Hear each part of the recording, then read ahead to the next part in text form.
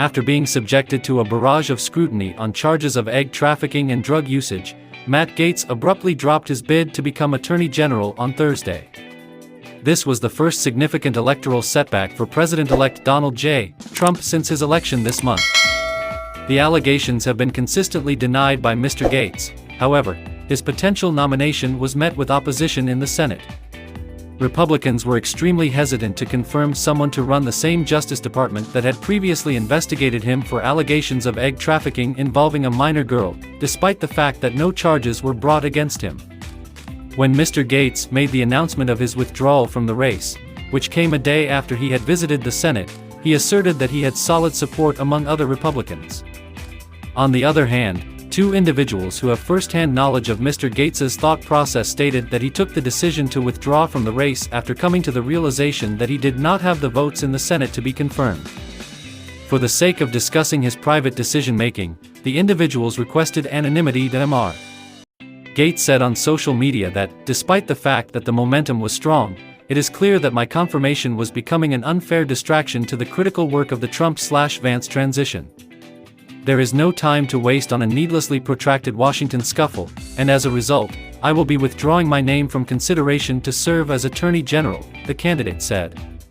On day one, the Department of Justice under Trump's administration must be operational and ready to go.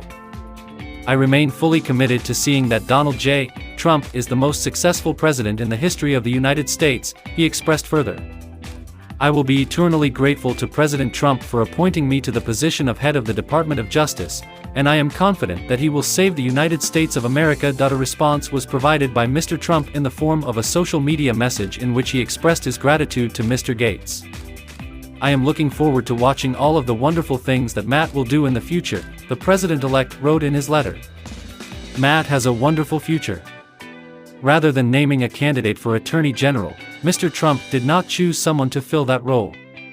The failure of Mr. Gaetz's selection brought to light the haphazard manner in which Mr. Trump has been carrying out the process of constructing his new administration. In spite of the fact that he was aware of the allegations that were being made against him, he chose Mr. Gaetz almost on a whim last week without conducting full background checks. He was effectively defying Senate Republicans to accept him regardless.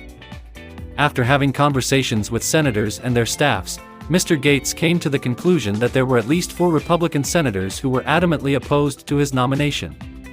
These senators are Lisa Murkowski of Alaska, Susan Collins of Maine, Mitch McConnell of Kentucky, and John Curtis of Utah, who will be seated in January. Mr. Gaetz shared this information with people who are close to him.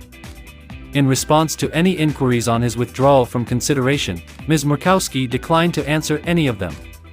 It was the best decision that Mr. Gaetz could have made, according to Ms. Collins, according to her statement. On Thursday, it was not clear whether the withdrawal of Mr. Gaetz would encourage Senate Republicans to challenge other controversial cabinet choices.